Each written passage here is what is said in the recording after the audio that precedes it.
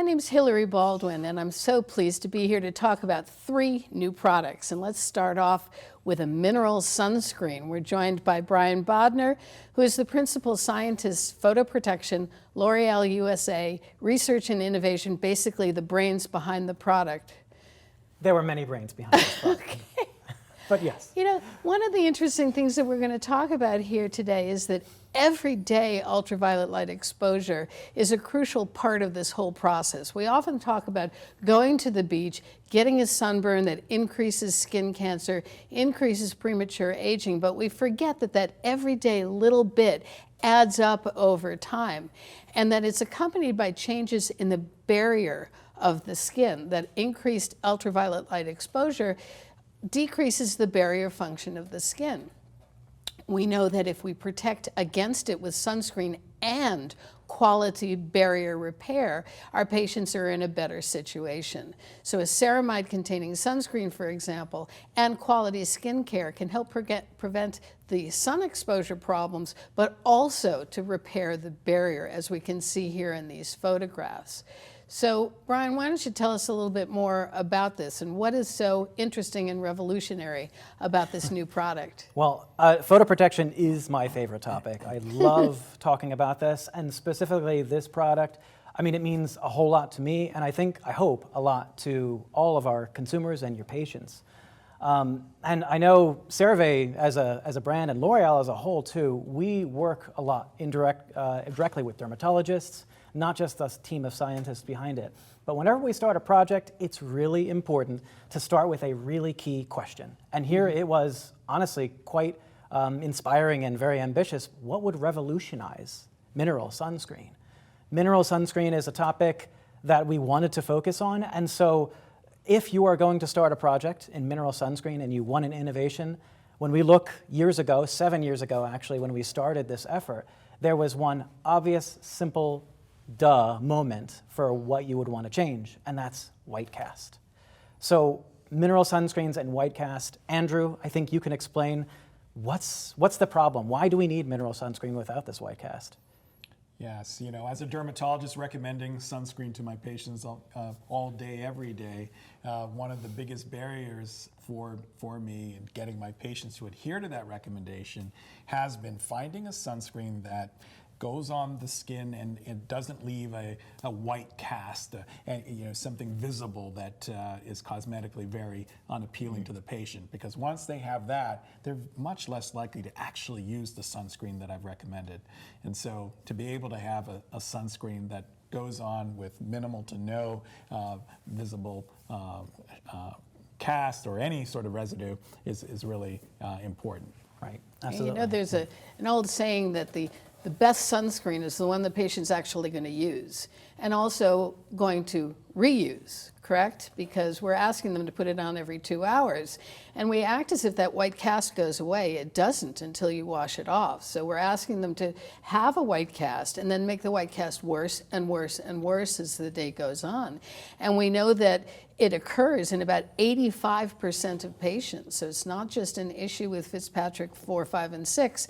It's an issue for all patients. In fact, for me, I have a tendency to get a red rosy face of rosacea, and it makes me look worse too. It makes the redness actually more noticeable and shiny, so it actually increases the appearance of my red rosacea-prone skin, which I do not at all appreciate. And you know, there's just so many barriers to patients actually using sunscreens in the way that we recommend. I mean, we now even have social media trends that are promoting the non-use of sunscreen, so we also have that to battle with. But in terms of protecting daily, not just going to the beach or for some major outdoor activity, but just for your everyday wear, when there's some visible cast, it's often a deal breaker for people going to work, going to school, going about just their regular routine day. They might opt not to put on the sunscreen in that situation if there's a white cast. Right, and this is the context for where we started this project. Our ambition was that mineral sunscreens should not just be for those who can bear the white cast, right? Mm-hmm. Mineral sunscreens are for everyone, and so we needed to solve this problem. We needed to solve the problem without compromising the SPF. We still want the protection, but we also want transparency. So high SPF and transparent That was the holy grail in terms of mineral sunscreen. And you got to set your sights high if you want to actually get anywhere and get an innovation. And that's why we're so very, very pleased to share this with you today. So the big question here is, how do we do it, right? This is the secret to it. And as I referenced, we started this 7 years ago. We've had hundreds of formulations. We screened lots of filters and raw materials. We tested on lots of people because we had to make sure we had a product right. And you guys are going to get to test this today and tonight. Oh boy. So that's fun. But how we did it really boils down to two things, that we had to understand two things. First, these are mineral filters. They're solid particles. We have to make sure that we choose the right ones to give us high SPF and transparency. Makes it make sense. But there's also a second piece that's really important, and hopefully by the end of when we talk about this, you'll understand it too. It's the homogeneity of the deposit. It's how even those filters are on the skin. And that has a direct relationship to how well we're protecting consumers. Just as it's important for controlling the product to make sure that they want to actually apply it, it's really important to control that in the formulation level too. So when I say we start with mineral filters, it sounds like TiO2, titanium dioxide, and zinc oxide. Those are your choices, right? So Brian, what are you talking about? Just choose one of those, or maybe a combination. You'll figure it out. Why does it take this long? Well, you have to consider that these mineral filters are solid particles. So think of them almost like baseballs or golf balls or tennis balls. If you take balls as one sort of general category, balls come in different sizes, different shapes, different sort of colors, different attributes, and really, mineral filters are no different. Yes, there's titanium dioxide and zinc oxide, but there's lots of different particle sizes, different ranges of sizes, some narrow, some wide. Additionally, they have different treatings and coatings. Treatments and coatings, these are processes which add some molecules to the outside of the filters that make them easier to formulate or better aesthetics and higher performance. And so who doesn't want that? But we have to sort through all of those, right? So that's a big effort. And in the end, this effort, we had to figure out on the hundreds of different mineral filters, how to choose the right ones that actually have the performance. So we used a process by which we had to choose. We had to figure out, based upon these hundreds of raw materials, can we look at their characteristics out in the outright and say, this one definitely not, this one maybe yes, narrow that down to a smaller subset, and then we actually have to put this in the formula. We can't just test the raw materials themselves. So we have to choose a formula base that we know is dependable and we can rely on it for good formulation practices. We use an automated way of doing that. And then finally, we have to analyze. We have to actually measure to see. And how do you measure whitening? Well, you develop a really good assay. And we had a nice spectrophotometric method using a colorimeter to measure white cast. And in the end, we actually selected our filters. So scientists, we like to gather data, we like to put it into charts and all this other fun stuff. So here's a chart, right? So on the left, you can see a bar graph, because everybody loves bar graphs.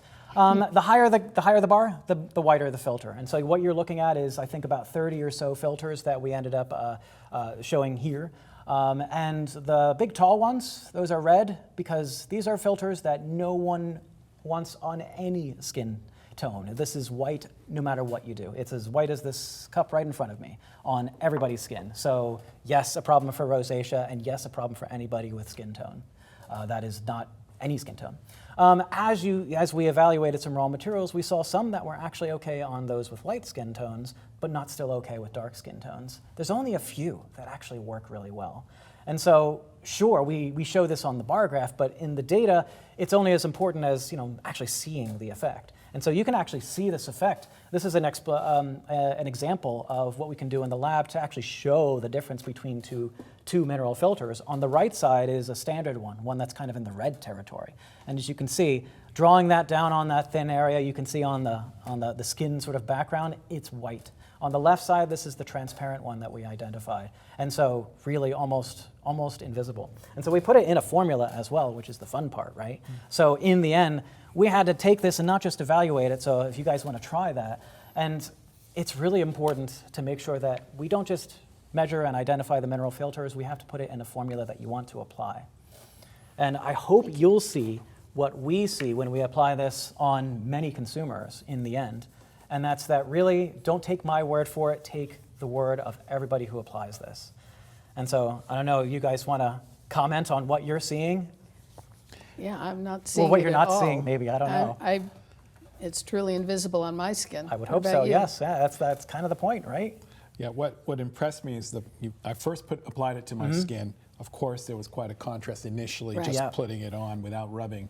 But just within seconds of rubbing, I can't see any residue. I know, it's- yeah. Sometimes you have to really work Oh, the yeah. sunscreen in to get But rid of the whiteness. You're right. we don't And wanna it's do not that. tacky. It's not Exactly. sticky. And like this is the secret. The secret is just really showing it. You have to see it.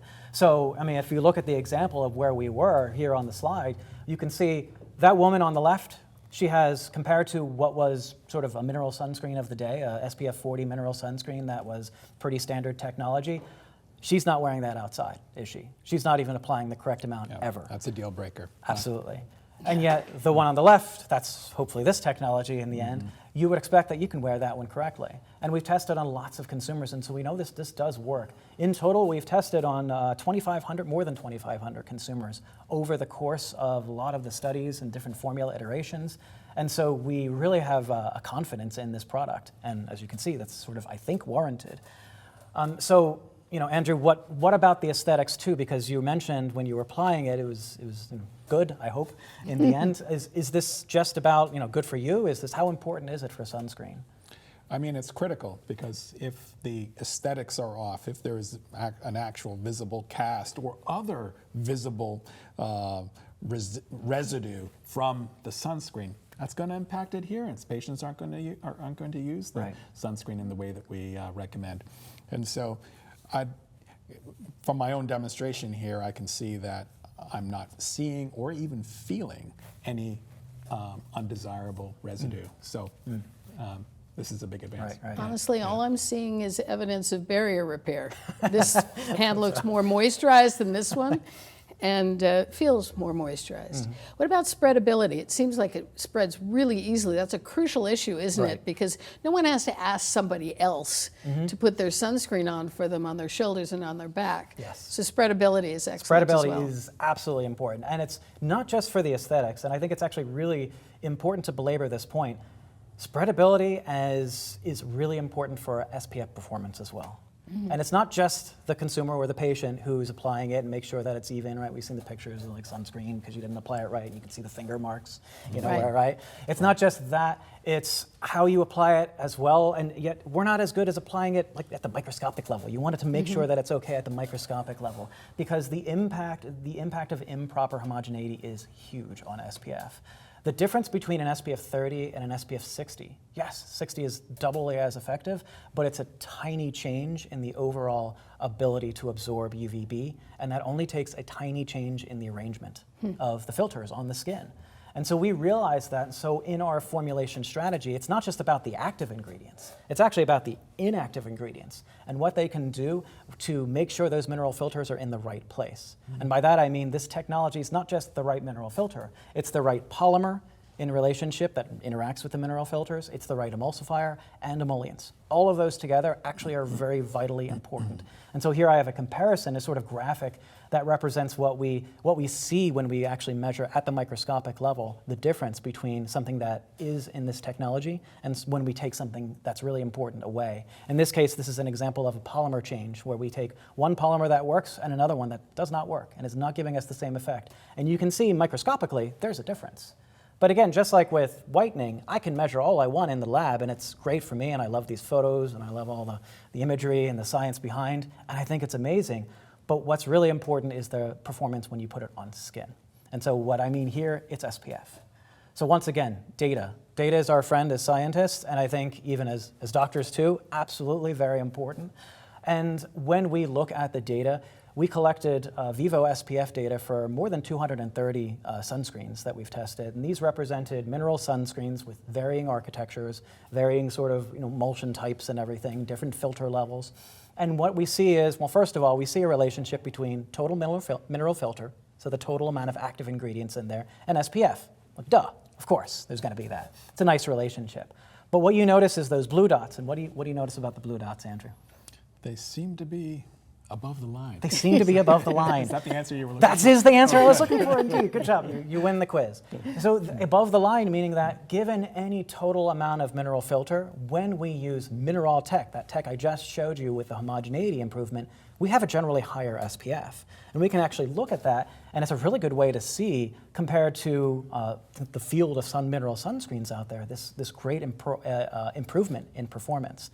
We can take any one or two formulas and compare them, but it really matters when you compare a lot of them. And so here we have more than 40 formulas within this architecture that were tested to show that.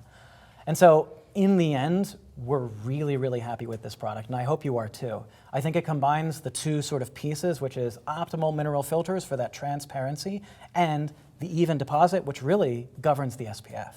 And all that packaged in something that your patients actually want to wear. And I think that's really, really important. And not only that, of course, it's with Cerave, and so we have all the pieces that are quite important, including, for the skin barrier and everything, and, all the other stuff that's in the formula, if you want to describe.